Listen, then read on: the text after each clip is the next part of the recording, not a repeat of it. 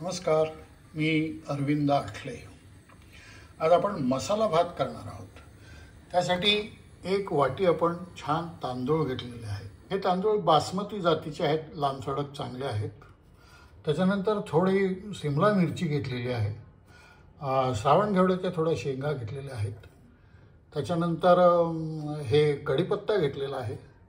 नंतर लवंग, वेलदोडे आणि लाल मिरची घेतलेली आहे। त्यात घालायला थोडे काजू, थोडीशी किसलेलं खोबरं थोडं घेतलेलं आहे, सुकं असं असलेलं। त्यानंतर लागेल तेव्हा आपण हे ओलं खोबऱ्याचं खीस आणि कोथिंबीर नंतर आपल्याला लागणार आहे। तर हे एवढं साहित्य आहे। मसाला भात आपण कुकरमध्ये करणार आहोत। हे पेटवलेलं आहे, गॅस कुकर ठेवलेला आहे, त्याच्यामध्ये तेल ठेवलं आहे। हे तेल आता गरम झालं आहे चांगलं। तर आता आपण जिरं आणि मोहरी हे दोन्ही घातलेलं आहे।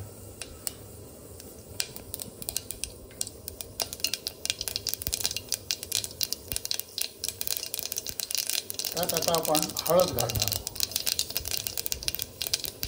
थोडा हिंग घालणार आहोत आणि एक लाल मिरची, नंतर वेलदोडे आणि लवंगा आपण 4 घेतलेल्या होत्या आणि कढीपत्ता। आता ताजा नसला माझ्याकडे, मी वाळवलेला वापरतो, त्यामुळे त्याचाही उपयोग तितकाच चांगला होतो। आता आपण श्रावण घेवड्याच्या शेंगा टाकलेल्या आहेत आणि आपल्याकडे असलेल्या ढबू मिरची आहे ती घालून। तर यासाठी तुम्ही वांगी वापरू शकता, फ्लावर वापरू शकता, तोंडली वापरू शकता। अनेक पदार्थ तुम्हाला मसाला घालता येतील, जे अवेलेबल आहे ते आपण घालतो आहोत। त्यामुळे हे पदार्थ घालून आता हे आपण चांगले ढवळून घेणार। आपण हे 3 वाट्या पाणी ठेवलेलं आहे तापायला। हे उकळतं पाणी आपण त्यात नंतर घालू। साधारणपणे 1:3 असं प्रमाण आम्ही करतो। 1 वाटी तांदूळ असेल तर 3 वाटी पाणी। आता आम्ही वयस्कर असल्यामुळे आम्हाला थोडं मऊ लागतो, म्हणून ते पाणी जास्ती वापरलं आहे। ज्यांना नको असेल त्यांनी पाणी कमी वापरावं। फळ टाकतो हो त्याच्यामध्ये किसलेली सुकं, हे आपण फिरून घेणार, छानपैकी ढवळून घेणार पुन्हा।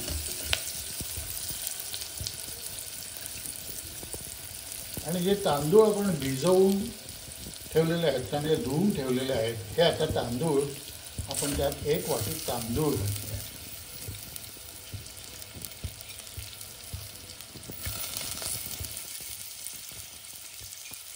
बासमती तांदूळ आहेत, तुम्हाला कुठले जे आवडत असतील तसे कुठले चांगले तांदूळ, ग्रेन साधारण लांब असेल तर ते जास्त चांगले वाटतात मसाला भातासाठी। आणि हे आता आपण सगळं छान ढवळून घेणार। पण आपण गॅस बारीक केलेला आहे, कारण जास्तीचा मोठा ठेवला तर वस्तू त्यातल्या थोड्या जळल्यासारख्या होतील, त्याला वास येतो। त्यामुळे हे बारीक तांदळावर आपण हे केलेलं आहे। आता याच्यामध्ये आपण आपल्याला पाहिजे ते काजू थोडेसे घातलेले आहेत।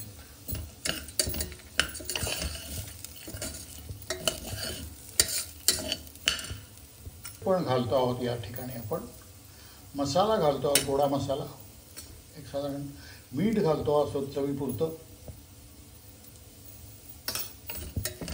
आणि हे सगळं पुन्हा आपण छान ढवळून घेणार। तर थोडीशी साखरही घालतो आहोत आपण, छान परतून घेणार ढवळून। तेल आपलं पाणी ठेवलेलं उकळत, ते आता आपण पाणी त्यात घालणार आहोत।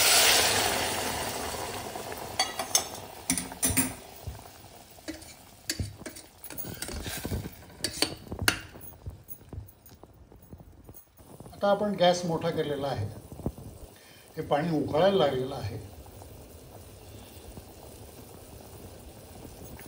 या पाण्याची आता थोडीशी आपण चव बघणार आहोत, तिखट मीठ थोडंसं व्यवस्थित आहे का नाही, म्हणजे त्याप्रमाणे थोडा आत्ताच बदल करता येतो।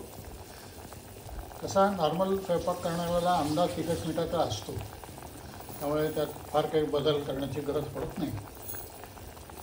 आणि आता आपण ह्या कुकरचं झाकण लावणार आहोत। हे झाकण आता लावतोय आपण।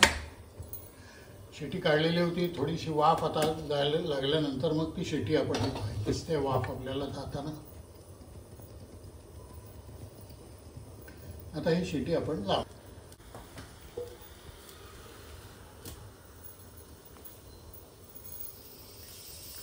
तीन शिट्ट्या होस्तोपर्यंत आपण थांबणार आहोत. तीन शिट्ट्या झाल्या की कुकर थंड झाल्यानंतर मग तो आपण उघडणार आहोत. तीन शिट्ट्या आपण दिलेल्या आहेत आणि आता तो थंड झालेला आहे कुकर. तर आपण आता शिटी काढणार आणि कसं काय झालं आहे आत ते बघणार.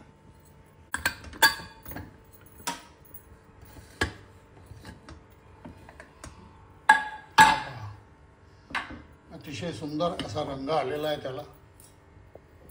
आता आपण ओलं खोबरं आणि कोथिंबीर असं दोन्ही घालणार आहोत.